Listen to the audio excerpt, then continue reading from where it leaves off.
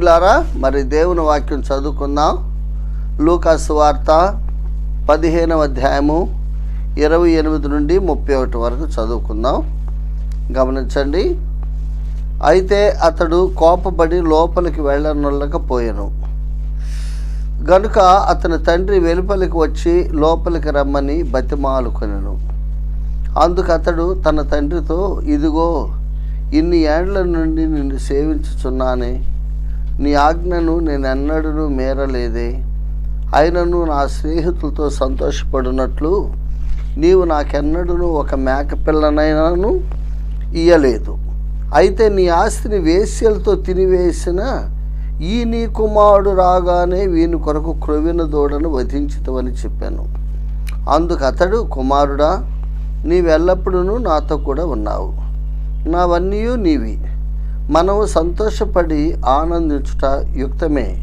ఈ నీ తమ్ముడు చనిపోయి తిరిగి బ్రతికెను, తప్పిపోయి దొరికినని అతనితో చెప్పాను. ప్రభువు మనం చదువుకున్న లేఖన భాగాన్ని దీవించునుగాక.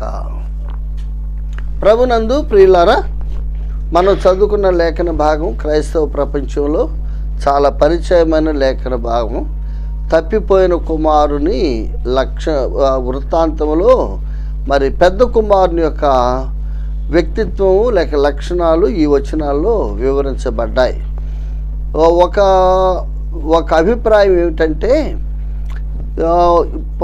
15వ అధ్యాయము 11వ వచనంలో ఒక మనుషునికి 2 కుమారులుండిరి అని వ్రాయబడింది. కుమారుడు అనేది ఎప్పుడవుతాడు ఒక వ్యక్తి అంటే పుట్టినప్పుడు. పుట్టకుండా ఎవరు కుమారులు కారు. పుట్టడం అంటే ఆ తండ్రి సమస్తానికి ఆ పిల్లలు వారసులు అన్నమాట. యోహాను 1:12 ప్రకారం క్రీస్తునందు పుట్టినవారు క్రీస్తు కుమారులు. అలాగే ఈ తండ్రికి పుట్టిన 2 కుమారులు 2 హక్కుదారులే ఆ తండ్రి ఆస్తికి. ఒకరు ఎక్కువ లేదు, ఒకరు తక్కువ లేదు. అదే సమయంలో ఈ తండ్రి ఇల్లు స్థానిక సంఘంతో పోల్చితే ఈ 2 కుమారులు కాబట్టి 2 విశ్వాసుల కింద మనం భావించవచ్చు. వారు విశ్వాసులని నేను చెప్పడం లేదు. ఒక సంఘం అన్న తర్వాత తండ్రి ఇల్లు అంటే మనం సంఘంలో పరలోకమందున్న తండ్రికి మనం ప్రార్థన చేస్తాం. పరలోకమందున్న మా తండ్రి అనకుండా ఎన్నడూ కూడా ప్రార్థన అనేది ప్రారంభం కాదు. కాబట్టి ఇది తండ్రి ఇల్లు. తండ్రి ఇంట్లో 2 కుమారులు ఉన్నారు. తండ్రి ఇల్లు అంటే స్థానిక సంఘమే. స్థానిక సంఘంలో ఎవరు ఉంటారంటే ఆ తండ్రికి పుట్టిన కుమారులే ఉంటారు. అంటే క్రీస్తునందు జన్మించిన వారు, క్రొత్త జన్మ పొందినవారు, యేసుక్రీస్తు రక్తంలో కడుగబడిన వారు మాత్రమే ఆ ఇంటిలో ఉండడానికి అర్హులు. కాబట్టి ఒక విధంగా చెప్పాలంటే ఈ చిన్న కుమారుడు, పెద్ద కుమారుడు 2 కూడా విశ్వాసులు సూచనగా ఉన్నారని తెలుసుకోవాలి. మొదటి తలంపు అది.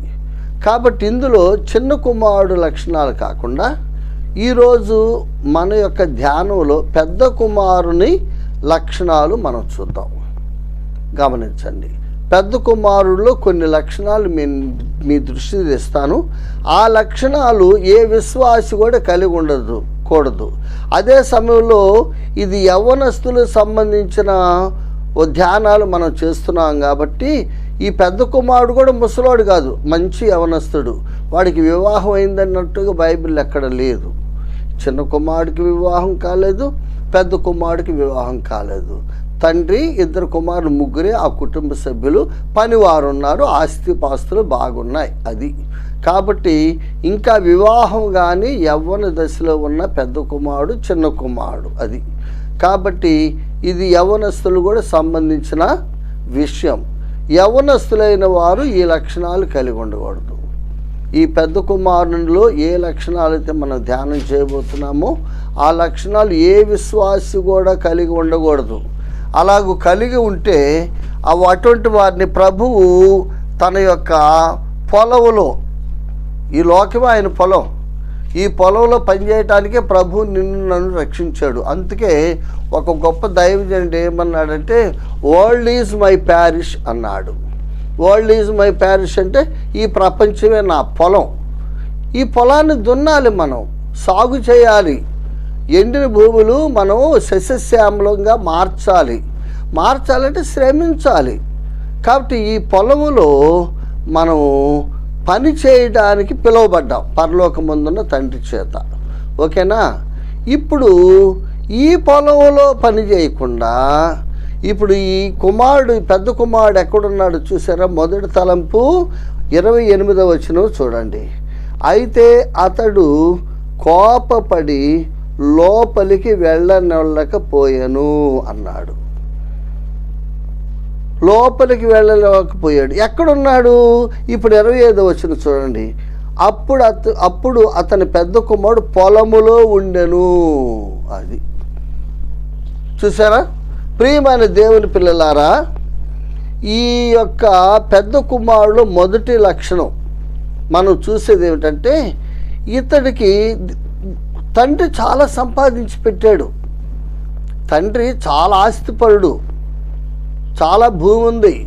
ఎందుకంటే చిన్న కుమారుడు ఏమన్నాడంటే ఒక మాట, 17వ వచనం చూడండి. అయితే బుద్ధి వచ్చినప్పుడు వాడు, నా తండ్రి ఏదో ఎంతోమంది పనివాండ్రు, ఎంతోమంది కూలివాండ్రు అంటే ఎంత ఆశామో చూడండి, ఎంత భూస్వామి అండి ఆ తండ్రి. బోలెడంత ఆస్తుంది, ఇద్దరే కుమారులు. కాబట్టి వారు ఇంకా లోకం లేదో సంపాదించాల్సిన అవసరం లేదు. వారి భౌతికమైన అవసరాలకి సమృద్ధిగా ప్రభు ఇచ్చాడని నేను తలుసుకున్నా.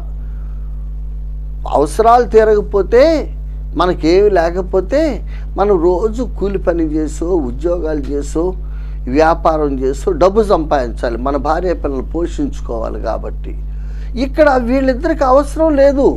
ఆ ఇంట్లో కూలి వాండ్రే ఎంతోమంది. అసలు చూడండి, 10 మంది అనలా, 20 మంది అనలా, కౌంట్లెస్, ఎంతోమంది అంటే కొన్ని వందల మంది పనిచేస్తున్నారు. మరి గొప్ప భక్తుడు యోబు సంగతి కూడా మనం చూసినప్పుడు ఒక్కసారి యోబు గ్రంథానికి రండి. అక్కడ ఒక మాట మనం చూడాలి. ఈ సందర్భం వచ్చింది కాబట్టి యోబు గ్రంథంలో ఒక మాట మనం చూద్దాం. యోబు గ్రంథము చూడండి, 3వ వచనం చదువుతున్నా. యోబు ఆస్తిని గురించి పరిశుద్ధాత్ముడు ఏం వ్రాయించాడు? 1వ అధ్యాయం 3వ వచనం. 7,000 గొర్రెలు ఉన్నాయట. యోబుకి 7,000 గొర్రెలు ఉన్నాయి. లెక్క చెప్తున్నాడు. 3,000 ఒంటెలు ఉన్నాయి, 500 జతల ఎడ్లు ఉన్నాయి, 500 ఆడుగాడిదలు ఉన్నాయి. ఓకేనా? ఇప్పుడు 10 మంది పనివారు 500 మంది ఉన్నారు, 600 మంది ఉన్నారు, 1000 మంది ఉన్నారని చెప్పాలిగా. ఇక్కడ 7,000 గొర్రెల వరకు లెక్కేశాడు. 7,000 గొర్రెల వరకు పరిశుద్ధాత్ముడు లెక్క చెప్పాడు. గొర్రెలే 7,000. ఇక్కడ పనివారు రాగానే బహుమంది అన్నాడు. చూసారా? అంటే 7,000 కంటే ఎక్కువ మంది. ఇక లెక్కలు వేయాల్సిన పనిలే. చూసారా? బైబిల్ గ్రంథంలో కొన్ని విషయాలు ఇలా వ్రాయబడతాయి. 7,000 గొర్రెలు చెప్పినప్పుడు సంఖ్య, పనివారు కూడా 10,000 మంది అని చెప్పొచ్చు కదా. ప్రభు చెప్పదలుచుకోవాలి. 7,000 మంది కంటే ఎక్కువ మంది పనివారు యోబుకున్నారు. ఇంకా యోబు పిల్లలు పనిచేయాల్సిన పని ఉందంటారా చెప్పండి? తూర్పు దేశంలో అంత ధనవంతుడే లేడట. అలాగే ఇక్కడ కూడా ఈ తండ్రి 2 కుమారులకి ఎంతో సంపాదించాడండి. ఈ తండ్రికి ఎంతో ఆస్తుంది. ఈ తండ్రికి ఎంతమంది పనివాడు, ఎంతోమంది కూలి వాళ్ళు ఉన్నారంట. ఆ ఇంట్లో పనిచేసేవాళ్ళు, పొలాల్లో పనిచేసేవాళ్ళు. కాబట్టి పెద్ద కుమారుడు, చిన్న కుమారుడు ఏం చేయాలి? మనం నేర్చుకున్నాం. ఆ తండ్రి ఇల్లు స్థానిక సంఘం అని, ఆ తండ్రి పరలోకపు తండ్రి అని నేర్చుకున్నాం. కాబట్టి 2 కుమారులు ఎవరంటే 2 విశ్వాసులు. ఏం చేయాలి? తండ్రి పని చేయాలి. తండ్రి పని ఏమిటి? దేవుని పని, సేవ. యేసుక్రీస్తు ప్రభు ఎందుకు ఈ లోకానికి వచ్చాడంటే, పాపులను పిలువవచ్చుతని, పాపులు పిలవటానికి వచ్చాడంటే. అదే మనకు అప్పగించిన సేవ. పాపులు పిలవడానికి వచ్చాను, పిలవాల్సిన పని బాధ్యత మనకుంటే, మనం పొలంలో పనిచేయటువంటి ఇంకా సంపాదించాలి. అది దాని అర్థం. ఈ పెద్ద కుమారుడు యొక్క బుద్ధి ఏమిటంటే, ఇంకా పొలం అంటే ఇంకా ఆస్తిని సంపాదించాలి, ఇంకా ఇళ్ళు కావాలి, ఇంకా ఆస్తులు కావాలి, ఇంకా వెండి కావాలి, ఇంకా పొలం కావాలి. బైబిల్ ఏం చెప్తుందో తెలుసా? ఒకసారి యెషయా గ్రంథానికి రండి. యెషయా గ్రంథము 5వ అధ్యాయం. సందర్భం వచ్చింది కాబట్టి ఈ లేఖనాలు మనం చూడాలి. యెషయా గ్రంథము 5వ అధ్యాయం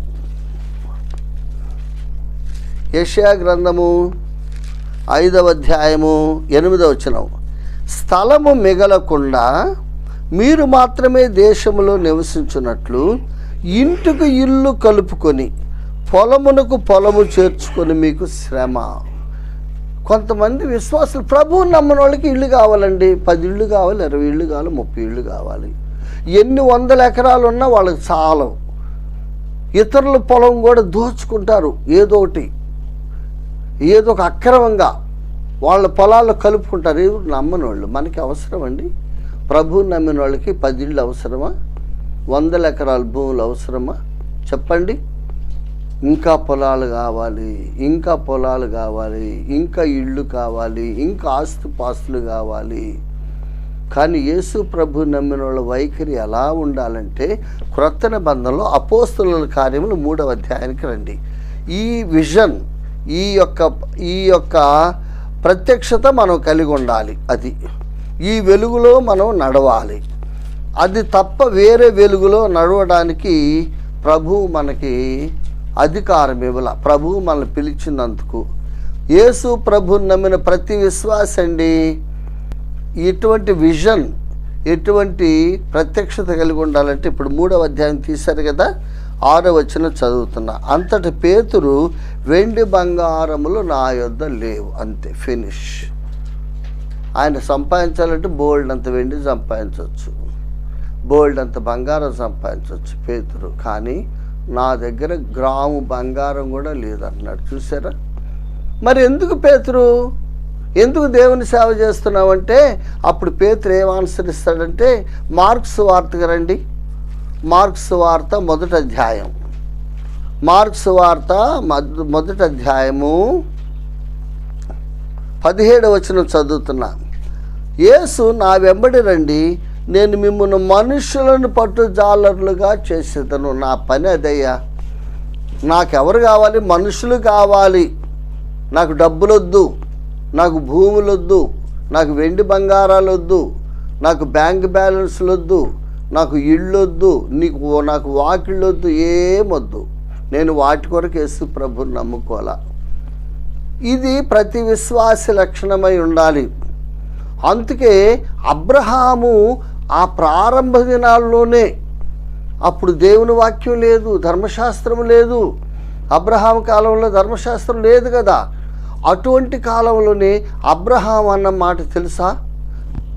ఒక్కసారి ఆదికాండము 14వ అధ్యాయానికి రండి. ఆదికాండము 14వ అధ్యాయం, ఆదికాండము 14వ అధ్యాయంలో సొదొమ రాజు అంటాడు అబ్రహాం దగ్గరకు వచ్చి, చూడండి 21వ వచనం, 14:21 ఆదికాండం. సొదొమ రాజు, మనుషులను నాకు ఇచ్చే ఆస్తిని నీవే తీసుకొనిమని అబ్రహాముకి ప్రపోజల్ పెట్టాడు. అబ్రహాంతో చెప్తున్నాడు, అబ్రహాం ఇదిగో డబ్బు బోల్డ్ అంటారు, కోట్ల రూపాయల డబ్బులు ఇస్తా, నీ దగ్గర ఉన్న మనుషులు నాకు ఇవి. చూసారా? ఈ సొదొమ రాజు సైతాన్తో సమానం. సొదొమ రాజుకు మనుషులు కావాలి, మన పరలోకమందున్న తండ్రి కూడా మనుషులే కావాలి. సొదొమ రాజుకు మనుషులు ఎందుకు కావాలంటే, అపవాదికి వాని దూతలు సిద్ధపరిచిన అగ్నిగుండాన్ని తీసుకెళ్ళటానికి కావాలి. యేసు ప్రభుకి ఎందుకు మనుషులు కావాలి? వారి పాపం నుంచి విడిపించి పరలోకాన్ని తీసుకెళ్ళటానికి కావాలి. చూసారా? ఇద్దరికి మనుషులే కావాలి. చూసారా? ఇప్పుడు సొదొమ రాజు అంటే సాతానండి. నేరుగా ఒక విశ్వాసి, అబ్రహాం అనే విశ్వాసి దగ్గరికి వచ్చి, నీకెందుకయ్యా ఇంతమంది మనుషులు, వాళ్ళకి అన్నం పెట్టాలి, బట్టలు గీయాలి, వాళ్ళ ఆలనాపాల చూడాలి, నీకు బోల్డ్ అంత ఖర్చు, అదంతా మనుషులు నాకు ఇచ్చేయి, ఇదిగో డబ్బు ఇస్తా, ఈ 10 కోట్లు తీసుకో, 20 కోట్లు తీసుకో, హాయిగా దాచిపెట్టుకంటే అబ్రహాం అన్నాడు, గెట్ అవుట్ అన్నాడు. నీవే తీసుకో, నాకొద్దు. ఇప్పుడు ఈ రోజుల్లో అనేవాళ్ళు ఉన్నారండి ఎవరన్నా? ఈ రోజుల్లో సేవకని వస్తున్నారు, డబ్బు డబ్బు డబ్బు డబ్బు. ఒక్కటి దగ్గరని యథార్థత లేదు, నిజాయితీ లేదు, అంతా కపటం, అంతా క్రీస్తును సంపాదించుకునే దానికి బదులు లోకాన్ని డబ్బు సంపాదన కోసం ప్రాకులాడుతున్నారు. నేను ఎందుకు ఇన్ని విషయాలు చెప్పానంటే, ఈ పెద్ద కుమారుడు ఎక్కడున్నాడు? పొలములో ఉన్నాడు. అవసరమా? పొలం పని చేయడానికి కూలి వాళ్ళు ఉన్నారు. ఈ పెద్ద కుమారుడు తండ్రి ఇంటిలో ఉండి తండ్రి పని చేయాలి. చిన్న కుమారుడేమో ఇల్లు వదిలిపెట్టి వెళ్ళిపోయాడండి. ఈ ఇంట్లో ఉంది పెద్ద కుమారుడు తండ్రి, ఇద్దరు మాత్రమే మిగిలిపోయారు. ఒక సమస్య ఏంటంటే చిన్న కుమారుడేమో బయటికి వెళ్ళి తండ్రిని ఏడిపిస్తున్నాడు, ఈ పెద్ద కుమారుడేమో ఇంట్లో ఉండి తండ్రిని ఏడిపిస్తున్నాడు. అది ఎవడు దేవుని పని, ఈ తండ్రి పని చేయటంలా. పెద్ద కుమారుడు చేయటం లేదు, చిన్న కుమారుడు చేయట్లేదు. ఈనాడు సంఘాలు అందరు ఇటువంటి వాళ్ళే ఉన్నారు. మరి ఏం చేస్తున్నాడు? పొలములు అంటే సంపాదన. అది అంత సంపాదన మీద పడిపోయాడండి. ఈనాడు యవనస్తులైన విశ్వాసులు కూడా చాలామంది ప్రభువుని నమ్ముకొని వాక్యం నేర్చుకోండి అయ్యా, బాగా ప్రార్థన చేయండి అయ్యా, వాక్యాన్ని ధ్యానించండి అయ్యా, దేవుని వాక్యాన్ని బాగా వినండి అయ్యా, నేర్చుకోండి అయ్యా, రాబోయే తరానికి మీరు మంచిగా వాక్యం చెప్పమంటే ఎవరు నేర్చుకుంటున్నారండి? మాకు డ్యూటీలు అంటారు, మాకు గడవట్లేదు అంటారు, మాకు సంపాదన కావాలంటారు. దేవుడిచ్చిన ఆయుష్కాలం అంతా సంపాదన సంపాదన సంపాదన. ఏమండి, ప్రభువు తెలియదా? ప్రభు సమయాన్ని ప్రభుకి ఇచ్చి దేవుని వాక్యం నేర్చుకోవాలా? లేదు. ఆనాడు పెద్ద కుమారుడట పొలములో ఉండి ఇంకా సంపాదించాలి. వాళ్ళ నాన్న సంపాదించింది చాలదు, ఇంకా దాన్ని కొంత కలుపుకోవాలి. పొలమునకు పొలం కలుపుకోవాలి, ఇళ్ళకి ఇళ్ళు కలుపుకుంటే వాళ్ళకి శ్రమ అని బైబిల్ చెప్తుంది. ప్రియమైన దేవుని పిల్లలారా, ఈ పెద్ద కుమారుడు మొట్టమొదట ఉండకూడని లక్షణం ఏంటంటే ఉన్నదానితో తృప్తి లేదు. అది దాని అర్థం. సంపాదనని ఎప్పుడు అంటాం మనం? తృప్తి లేనప్పుడే కదా. తృప్తి ఉంటే అసలు సంపాదన మీద ఎవడు పడ్డండి.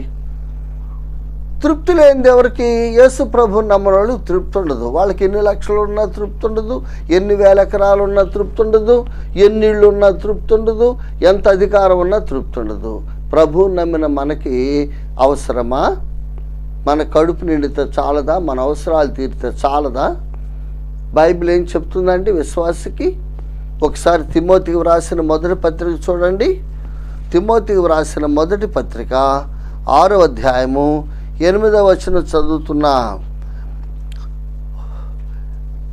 7, 8. మనం ఈ లోకములోనికి ఏమీయూ తేలేదు, దీనిలో నుండి ఏమీయూ తీసుకుని పోలేము. 8వ వచనం, కాగా అన్న వస్త్రములు గలవారమై ఉండి వాటితో తృప్తి పొంది ఉందము. ఇది అసలు క్రిస్టియన్ ఫెయిత్ అంటే. ఒక విశ్వాసి జీవన సరళి ఎలా ఉండాలండి? ఈ పెద్ద కుమారుడికి ఏమి లేదంటే తృప్తి లేదు. వాడికి ఆకలి అయితే అన్నం లేదా, కట్టుకోవడానికి బట్ట లేదా, ఉండడానికి ఇల్లు లేదా, అన్నీ ఉన్నాయి. వాళ్ళ తండ్రి అప్పటికే సంపాదించాడు, ఇంకా పొలం ఏం పని వాడికంటే ఇంకా కావాలి. ఈ దినాల్లో చాలామంది ప్రభువుని నమ్మామంటున్నారు కానీ ప్రభు పని చేయట్లేదండి. పొలం అంటే లోకం, ఇక్కడ పొలం అంటే లోకం అన్నమాట. లోకంలోనే ఉంటున్నారండి. లోకం ఏంటంటే వాళ్ళ ఉద్యోగాలు, లోకం ఏంటంటే వాళ్ళ వ్యాపారాలు, లోకం ఏదంటే వాళ్ళ కూలి పని, లోకం ఏదంటే వాళ్ళ సంపాదనకి ఇదే బ్రతికి అంతే. ప్రియమైన దేవుని పిల్లలారా, ఇది మొదటి లక్షణం. పెద్ద కుమారులో ఉన్న ఒక లక్షణం ఇది. ఏ విశ్వాసి కలిగి ఉండకూడదు. మనం యేసు ప్రభువుని నమ్ముకున్నామండి. నిజంగా ప్రభు మీద మనం ఆధారపడితే, ప్రభువుని మీద నిజంగా మన నమ్మిక ఉంచితే ప్రభు ఏం చేస్తాడో తెలుసా?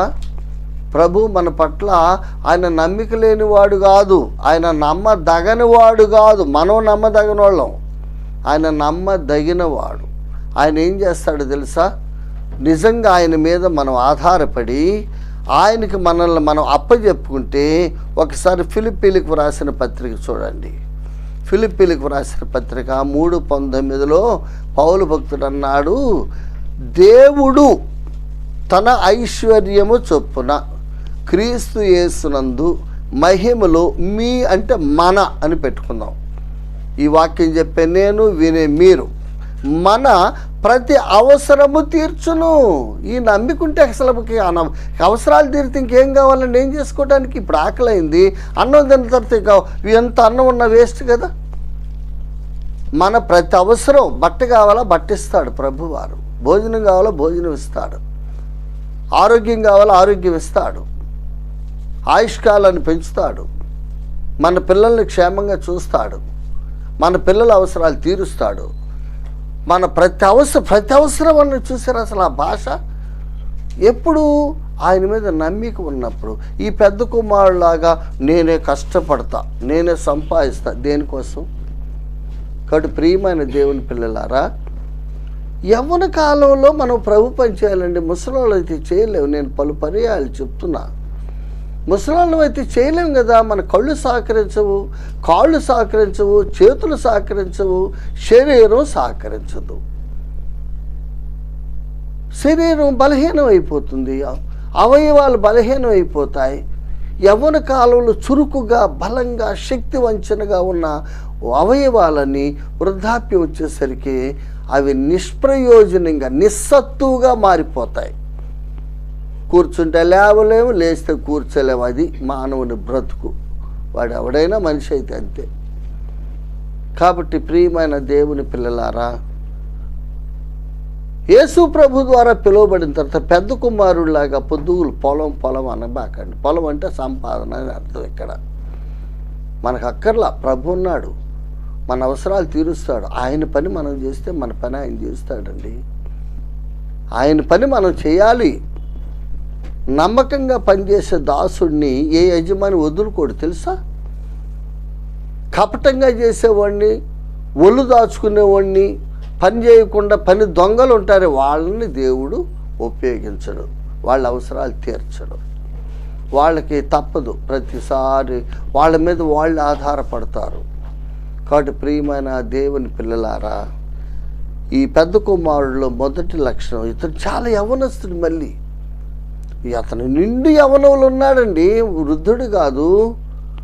కాబట్టి ఈనాడు చాలామంది యవ్వనస్తులు ప్రభువు తమను ఎందుకు పిలిచాడు, ఎందుకు రక్షించాడు, ఏ ఉద్దేశంతో రక్షించాడు, రక్షించిన ఆయన ఏ పని మనకు అప్పగించాడు, ఏ పని మనం చేయాలి, ఏ పని మనం చేయకూడదు, అది కుర్రాళ్ళకి తెలియట్లేదు, యవ్వనస్తులకి. అది పెద్ద సమస్య. కాబట్టి ఈ పెద్ద కుమారుడు లాగా ఈ లోకం అనే పొలంలో లోకం సంపాదించుకోవడానికి, లోకాన్ని కూర్చుకోవడానికి మనము ఎన్నడూ కూడా ప్రయత్నించకూడదని మొదటి లక్షణం నేర్చుకుంటున్నాం. ఓకేనా? రెండవ లక్షణం చూడండి, 28వ వచనం మరలా చదువుతా. అయితే అతడు కోపపడి లోపలికి వెళ్ళనొల్లకపోయాను గనుక అతని తండ్రి వెలుపలికి వచ్చి లోపలికి రమ్మని బతిమాలుకొనెను. ఎందుకు? మామూలుగా రోజు పొలం వెళ్ళి నేరుగా ఇంటికి వెళ్ళేవాడు, రోజు నేరుగా పొలం వెళ్ళి వస్తాడు, ఇంటికి వెళ్తాడు కదా, ఇంటి లోపలికి వెళ్ళేవాడు. ఈరోజు ఇంట్లోకి వెళ్తలా. తను వెళ్ళే ఇల్లు అది, తన ఇల్లు, తన హక్కు కదా, పెద్ద కుమారుడు హక్కు ఆ ఇల్లు. తను రోజు ఆ ఇంట్లోకి వెళ్ళేవాడు నేరుగా. ఇప్పుడు ఆ ఇంటి దాకా వచ్చి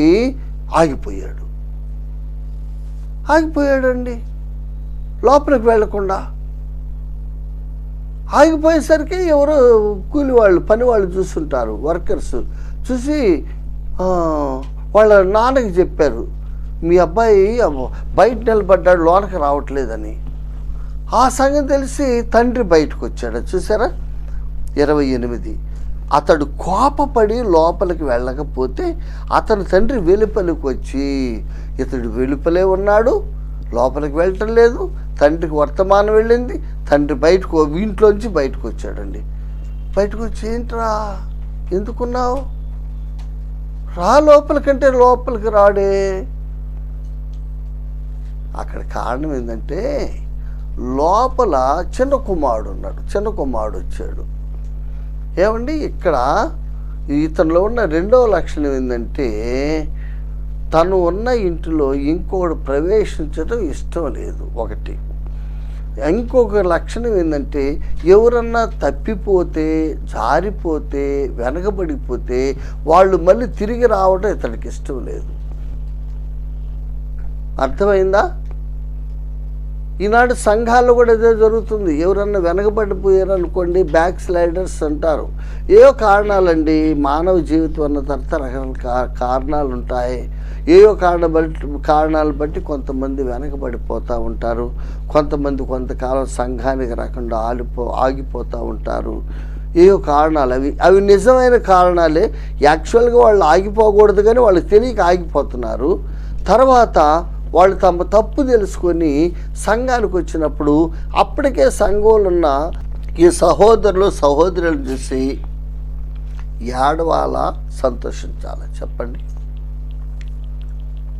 ఈ పెద్ద కుమారుడు ఏడుస్తున్నాడు. తమ్ముడు ఆగిపోవాలని, తమ్ముడికి ఎన్నడూ ఆ ఇంటికి రాకూడదని, బయటికి వెళ్ళినోడు లోకులని, వాడు చచ్చిపోవాలని, ఈ ఆస్తి మొత్తానికి తనే హక్కుదారుని కావాలని,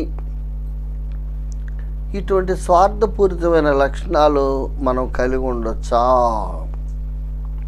తన సొంత తమ్ముడు మీద ఏమన్నా ప్రేమ ఉందా? ప్రేమ లేనివాడు ఎలా విశ్వాసం అవుతాడండి? ఇప్పుడు మనిషి అన్న తర్వాత కొన్ని బలహీనతలు ఉంటాయి.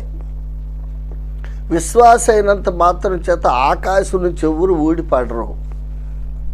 ఏవో కొన్ని బలహీనతలు ఆ చిన్నవాళ్ళు ఉన్నాయి. తప్పిపోయాడు. మన సంఘాలలో కూడా కొంతమంది ఏవో కొన్ని బలహీనతల వల్ల తప్పిపోతున్నారు. తర్వాత వాళ్ళు తమ తప్పు తెలుసుకొని తిరిగి మేము సంఘానికి వస్తామంటే రావద్దని మనం చెప్పొచ్చా? వాళ్ళు వస్తే సంతోషించాలా, ఏడవాలా? ఈ చిన్నోళ్ళ పెద్దోళ్ళలాగా కొంత కోపడుతున్నాడు. కోపట్టం ఏంటి అసలు? అంటే తన తమ్ముడు తిరిగి రావటం అనేది అన్నకి ఇష్టం లేదు. తమ్ముడు తిరిగి వస్తే నిజంగా సంతోషించవలసిన అన్న కోపడుతున్నాడు. ఈనాడు సంఘాల్లో చాలామంది ఎలాంటి వాళ్ళు ఉన్నారు. ఎవరన్నా తప్పిపోతారండి, తప్పు లేదు. వాళ్ళు తమ తప్పు తెలుసుకొని, ఇక్కడ చిన్న కుమారుడు తప్పిపోయాడు. ఆ చిన్న కుమారుడు కోసం తండ్రి కూడా ఎవరిని వర్తమానం కూడా పంపినట్టు గ్రంథంలో లేదు. అయితే చిన్న కుమారుడు రావాలని మాత్రం ఎదురు చూస్తున్నాడు తండ్రి. ఎప్పుడు రావాలి, ఎలా రావాలి? తన తప్పు తెలుసుకొని తనంతట తానే తిరిగి వచ్చి తన తప్పు ఒప్పుకోవాలని తండ్రి కోరిక. అది విధానం. ఇది ఒక సిద్ధాంతం అన్నమాట. స్థానిక సంఘంలో ఒక క్రమశిక్షణకు సంబంధించిన సిద్ధాంతం. ఒక సహోదరుడు కానీ సహోదరి కానీ తప్పిపోవడం తప్పు కాదు. ఏయో కారణాలను బట్టి తప్పిపోతారు. తప్పిపోయిన వాళ్ళని మనం పొద్దుకులు వాళ్ళు వెంటబడి మీరు రండి అని పిలవకూడదు. పిలవటానికి ఇది మన ఇంట్లో పెళ్ళి కాదు, దేవుని సంఘం. దేవుని సంఘంలో కొన్ని క్రమాలు ఉన్నాయి. సొంత తండ్రి కన్న బిడ్డ, ఆ ఆస్తి అంతా వాడికే. తండ్రికి ప్రేమ ఉండదా? తండ్రి ఏమన్నా ద్వేషించాడా? ఆ తండ్రి ఎవరన్నా, చాలామంది కూలి వాళ్ళు ఉన్నారుగా, ఒక కూలి వాడిని నన్ను పంపించాడా? రే వాడు ఎక్కడున్నాడు చిన్నోడు, వాడిని వెతుక్కొని పట్టుకురాంటే అని పంపించాడా? పంపించలేదంటే ప్రేమ లేదనా? నో. తండ్రి ప్రేమ ఏమిటంటే క్రమశిక్షణ కూడా ప్రేమతో కూడింది. ఇప్పుడు బైబిల్ ఏం చెప్తుందో తెలుసా? పిల్లలు అంటే మన అందరికి ముద్దే. ఏ ఊరి పిల్లలు ఎవరికి ముద్దు కాదండి చెప్పండి? అసలు మనం బ్రతికేదే పిల్లల కోసం కదా. పిల్లలంటే ప్రేమించిన వాళ్ళు ఎవరు లేరు.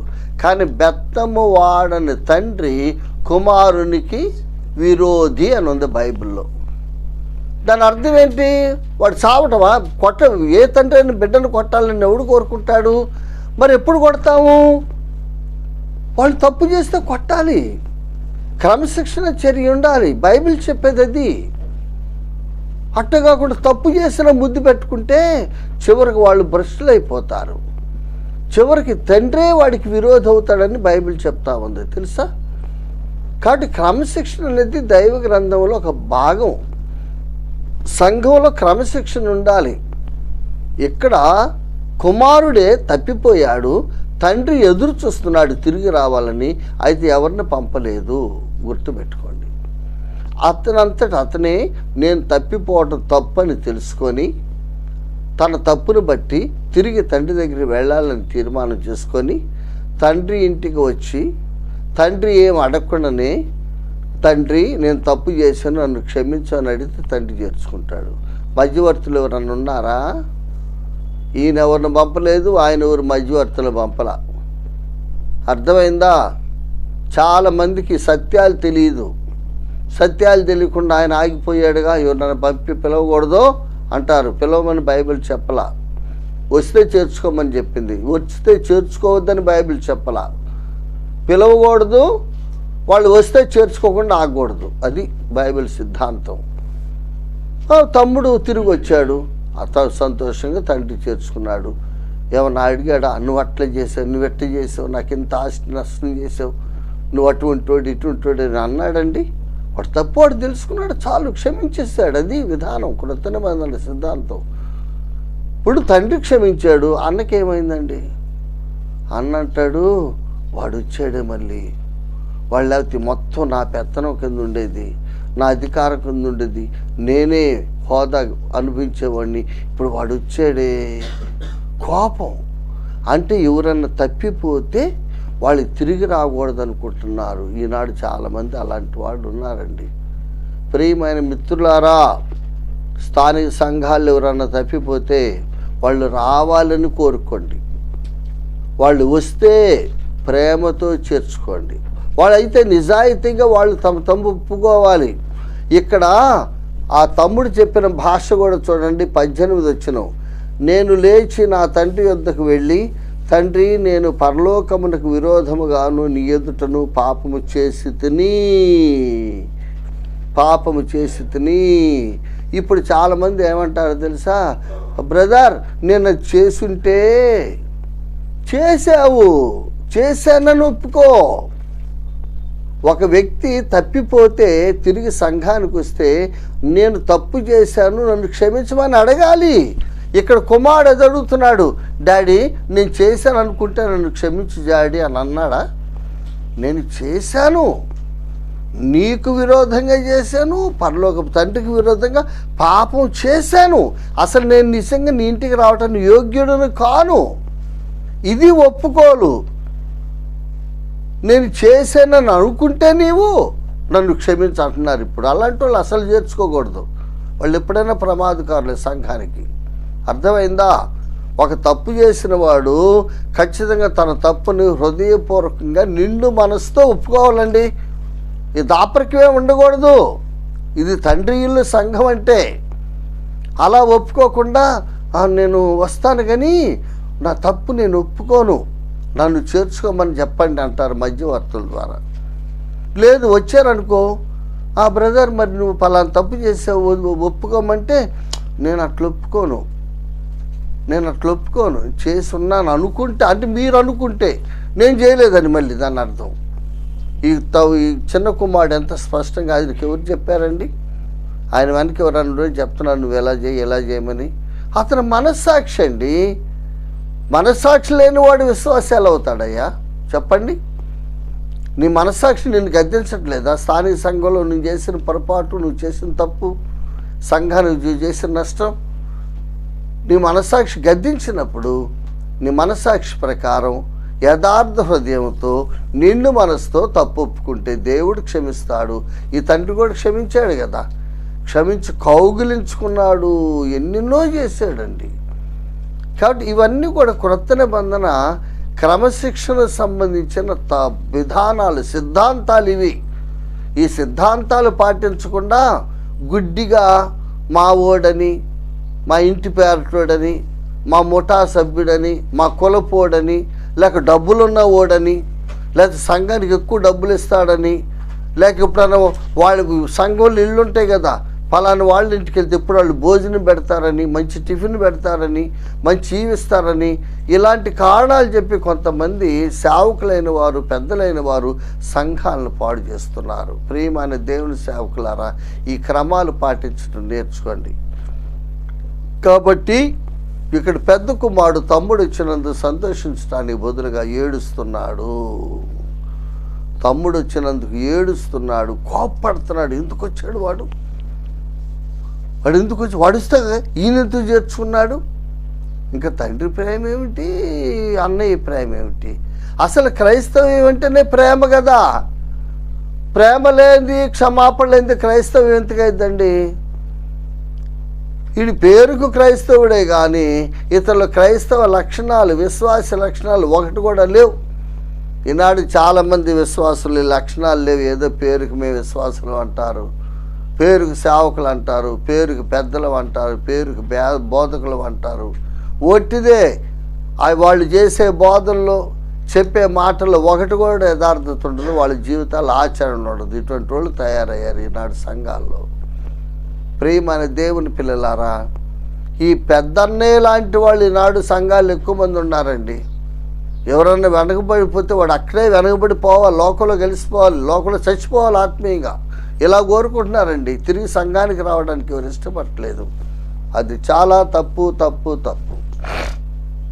కోపపడి తమ్ముడి మీద ప్రేమ లేనివాడు ఏమి విశ్వాసి? యేసు ప్రభు నమ్మిన మనందరం ఎవరిమి? యోహాను 1:12 ప్రకారం అన్నదమ్ములమే, అక్క చెల్లెళ్ళమే. మన తమ్ముడి మీద మనకు ప్రేమ లేకపోతే, మన అన్న మీద మనకు ప్రేమ లేకపోతే, మన అక్క మీద మనకు ప్రేమ లేకపోతే, మన చెల్లి మీద మనకు ప్రేమ లేకపోతే మనం ఎలా దేవుని పిల్లలు అవుతాం? ఈ ప్రేమ లేని వాడు ఈ పెద్ద అన్నయ్య. ఈ లక్షణం మనలో ఉండకూడదని మనం నేర్చుకుంటున్నాము. ఓకేనా?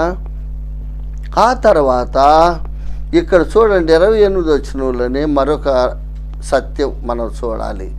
అయితే అతడు అంటే పెద్ద కుమారుడు కోపపడి లోపలికి వెళ్ళనొల్లకపోయెను గనుక అతని తండ్రి వెలుపలికి వచ్చి లోపలికి రమ్మని బ్రతిమాలుకొనెను. వీడేమో ఇంటి బయటే ఉంటాడు, లోపలికి రాడు. తండ్రి వచ్చి బతిలాడుతున్నాడండి. అవసరమా? అంటే తండ్రికి ఎంత ప్రేమ ఉంది కుమారుని మీద, తండ్రి ఎంత సహనం చూపుతున్నాడు కుమారుని మీద. తండ్రి మనసు ఏమిటి? నా కుమారుడు ఇంటిలో ఉండాలి, బయట ఉండకూడదు. నా కుమారుడు నా ఎదుట ఉండాలి, బయట ఉండకూడదు. నా కుమారుడు నాతో ఉండాలి, బయట ఉండకూడదు. మేము ఎప్పుడు కలిసి ఉండాలి, వేరువేరుగా ఉండకూడదు. నా కుమారులిద్దరు ఐక్యంగా ఉండాలి, వారిద్దరి మధ్య అభిప్రాయ భేదాలు ఉండకూడదు, ఒకరి మీద ఒకరి ద్వేషభావాలు ఉండకూడదు, ఒకరి మీద ఒకరికి విరోధ భావాలు ఉండకూడదు. వారు బ్రతికినంతకాలం ఏక మనస్సు కలిగి ఉండాలి, ఏక స్థలములో ఉండాలి. ఇద్దరు వ్యక్తులు వేరువేరుగా ఉన్న ఏక వ్యక్తులుగానే ఉండాలి. ఇది తండ్రి కోరిక. అందుకే బతిలాడుతున్నాడండి. అవసరమా? ఇప్పుడు ఒక ఆశ్చర్యమైన విషయం ఏంటంటే ఇక్కడేమో 28లో లోపలికి రమ్మని బతిమాలుకొనెను అని ఉంది. ఓకేనా? తండ్రి పెద్ద కుమారుని. మరి చిన్న కుమారుడు నేను ఆస్తి తీసుకొని వెళ్తానంటే వాడిని బతిలాడలేదని ఉండరా ఉండరా ఉండరని చూసారా? అంటే అప్పుడు తండ్రి ఏమైనా పక్షపాత? తండ్రిలో పక్షపాతం ఉందనుకుంటున్నారా? నో. చిన్న కుమారుడు స్వేచ్ఛపాడుకి వెళ్ళిపోతున్నాడు. ఇక బతిలాడిన వాడు ఉండడు. వాడు బతిలాడిన ఉండేవాడు కాదు, వాడు స్వేచ్ఛాపరుడు. వాడు లోకాన్ని ప్రేమించాడు, లోకాన్ని హత్తుకొని జీవిస్తున్నాడు, లోకంతో సహజీవనం చేయాలనుకున్నాడు. వాడు ఆ నిర్ణయం తీసేసుకున్నాడు. ఇక వాడిని బతిలాడినా వాడు ఉండడు. కాబట్టి వాడికి బుద్ధి వచ్చినప్పుడు వస్తాడులే అని వదిలేశాడు. వాడిని ఏం బతిలాడలేదు, వాడికి ఏం వాదన చేయలేదు. వాడు వచ్చి తండ్రి నా ఆస్తి నాకు పంచంటే తీసుకున్నాడు. అంతే. అసలే వాళ్ళిద్దరి మధ్య సంభాషణ జరిగినట్టుందా? మరి పెద్ద కుమారుడికి తండ్రికి ఏం జరుగుతుంది? సంభాషణ. తండ్రి వచ్చాడు, ఏందయ్యా బయట ఉన్నావు, లోనకి రండి. నేను రాను అంటున్నాడు. లోనకి రాయ్యా, నేను రాను. ఎన్ని మాటలు జరుగుంటాయి కదా. బతులాడుతున్నాడంటే దాని అర్థం ఏంటి? అన్నయ్య ఎన్నెన్నో మా పెద్ద కొడుకు ఎన్నెన్నో అంటున్నాడు. వాడు అటువంటి వాడు ఇటువంటి వాడు, వాడు వస్తే నువ్వు ఎలా చేర్చుకుంటావు? ఒక మాట నాకేమని చెప్పావా? వాడిని చేర్చుకోవటమే కాదు, తర్వాత కింద చదువుతుంది వాడి కోసం గొర్రె పిల్లను వధించావు, విందు చేస్తున్నావు, వాడికి బంగారు ఉంగరం దొరికించావు. అసలు వాడంత నష్టం చేసినాడు. ఎన్నెన్నో నోటికొచ్చిన మాటలల్లో వాడుతున్నాడు. ఆయన తండ్రి ఎంత సహనశీలి చూసారా, సహనం కలిగిన వాడు తండ్రి, సహనం లేనివాడు పెద్ద కుమారుడు. ప్రేమించేవాడు తండ్రి, ప్రేమ లేనివాడు పెద్ద కుమారుడు. పెద్ద కుమారుడు ఉన్న మూడవ లక్షణం ప్రేమ లేని కుమారుడు. విశ్వాసి, ప్రేమ లేకపోతే నువ్వు విశ్వాసమే కాదయ్యా. సహనం లేకపోతే విశ్వాసమే కాదు. ఓర్పు లేకపోతే విశ్వాసమే కాదు. క్షమాపణ లేకపోతే, క్షమా గుణం లేకపోతే నువ్వు విశ్వాసమే కాదు. తమ్ముడు క్షమించలేకపోతే నువ్వేం చేసి ఎలా సేవ చేయగలవు? అసలు యేసు ప్రభు మనల్ని క్షమించడానికి మనం అర్హులమే కాదే, మనకు ఏ అర్హత లేదు. ఇటువంటి దుష్టులమైన మనల్నే ప్రభు క్షమిస్తే, ఏదో చిన్న పొరపాటు చేసిన నీ తోటి సహోదరుని క్షమించలేకపోతే నీవెలా విశ్వాసం అవుతావు? ఈనాడు సంఘాలు ఇటువంటి వాళ్ళు దండిగా ఉన్నారండి. ఓవరికి బోధలు మాత్రం చేస్తారు, బల్ల దగ్గర నిలబడి గంటలు ఒట్టిదే. వాళ్ళ జీవితాల్లో ప్రేమ ఉండదు, క్షమాపణ ఉండదు, ఓర్పు ఉండదు, సహనం ఉండదు. ఈ పెద్దోళ్ళు లాంటి వాళ్ళు. ప్రియమైన దేవుని పిల్లలారా, ఆలోచన చేయండి. పెద్ద కుమారుడు లాంటి యవనస్తులని విశ్వాసులు నాడు సంఘాలకు నష్టం. మార్చుకోండి, ఈ లక్షణాలు ఉండకూడదు. మనం ఎందుకు ఈ లక్షణాలు ధ్యానం చేస్తున్నామంటే, ఈనాడు చాలామంది యవనస్తులు ప్రభువుని నమ్ముకుంటున్నారు, కానీ వారికి ఈ లక్షణాలు ఉంటున్నాయి. ఊరికనే తొందరపడతారు. తొందరపడుతున్నాడండి, అవసరమా? అంటే తండ్రి కంటే జ్ఞానిలాగా ప్రవర్తిస్తున్నాడు. తండ్రి అజ్ఞాని, నేను జ్ఞానం కలిగినోడిని. మన తండ్రి కంటే జ్ఞానం గలవాళ్ళమండి మనం. ఇక్కడ ఒక విధంగా చెప్పాలంటే తండ్రి ఎవరు? సీనియర్. కుమారుడు ఎవరు? జూనియర్. పెద్దలను గౌరవించడం చేత కదా? పెద్దలు మనకంటే చేతగలవు, తెలుగు తక్కువ దద్దమ్మలా. ఒకవేళ ఇప్పుడు వచ్చిన తరానికి బాగా చదువు ఉంది. ఇప్పుడున్న ఎడ్యుకేషన్ చాలా గొప్ప ఎడ్యుకేషన్. బాగా చదువులు ఉన్నాయి, పెద్ద పెద్ద ఉద్యోగాలు ఉన్నాయి. మన పెద్దోళ్ళ కాలంలో వాళ్ళకి లేని వస్తువులు, వనరులు, అలాగే విలాసాలు, సౌకర్యాలు ఇప్పుడున్న తరానికి ఉన్నాయి. ఆనాడు ఏమున్నాయండి? ఆనాడు సైకిళ్ళకి కూడా గతి లేదు. ఈనాడు ఎవరికి చూసినా కార్లు ఉన్నాయి విశ్వాసులకి. వేల రూపాయల జీతాలు ఉన్నాయి. ఆనాడు 10 రూపాయల బిళ్ళ దొరకడం కష్టం. 1 రూపాయి దొరికితే గొప్ప. రోజంతా కూలి చేస్తావు, రూపాయే కూలి. మొత్తం ఆ రోజులు సరైన ఇళ్ళు లేవు, సరైన బట్టలు లేవు, సరైన తిండి లేదు, సరైన చదువు లేదు. కానీ వాళ్ళు భక్తి కలిగిన వారు, దైవ భయము దండిగా ఉన్నవారు మన పెద్దలు. వాళ్ళు తెలివి తక్కువ వాళ్ళని భావించొద్దు. ఈ కుమారుడు, పెద్ద కుమారుడు అన్నాడు, ఈ ముసలోడికి తెలివి లేదు అంటున్నాడు. తండ్రి ముసలోడు కదా, ముసలోడికి తెలివి లేదా? ముసలోడికి తెలివి లేదేమో, వాడికున్న భక్తి మనకు లేదు. గుర్తుపెట్టుకోండి. వారు భక్తి పరులు. ఈనాడున్న చాలామంది యవనస్తులు భక్తిహీనులు. పేరుకు భక్తి పరుల్లాగా నటిస్తున్నారు అంతే. పెద్దల్ని కించపరచడం. అసలు పెద్దవాడు తండ్రి ముసలివాడు వచ్చి బతిలాడుతుంటే మనసుకు అరగొద్దండి, లోనికి వెళ్ళొద్దా? అలా కాకుండా భీష్మించుకొని నేను రాను అంటున్నాడండి. ఎంత కఠినుడండి. మెత్తని హృదయం ఏది? మెత్తని హృదయం లేనివాడు ఎలా విశ్వాసం అవుతాడండి? క్షమించలేనివాడు ఎలా విశ్వాసం అవుతాడు? ప్రేమించలేని ఎలా విశ్వాసం అవుతాడు? ఓర్చుకోలేనివాడు ఎలా విశ్వాసం అవుతాడు చెప్పండి? కాబట్టి ఇటువంటి లక్షణాలు ప్రియమైన యవనస్తులారా, చాలామంది మీరు యేసు ప్రభువుని నమ్ముకుంటున్నారు. ఈ పెద్ద కుమారుడు ఉండే ఇటువంటి లక్షణాలు మీరు కలిగి ఉండకూడదు. ప్రభు చిత్తమైతే మిగిలిన లక్షణాలు తర్వాత చూద్దాం. ప్రభు ఈ మాటలు దీవించునుగాక.